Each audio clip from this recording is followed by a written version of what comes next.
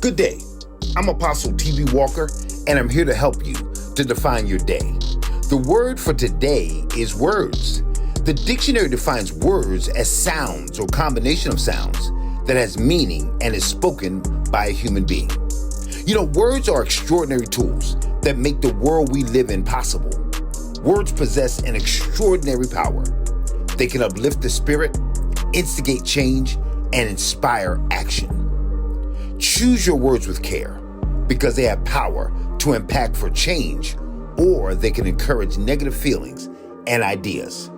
The right words are more powerful than money or any weapon known to man because the right words act as a catalyst for personal growth and community engagement.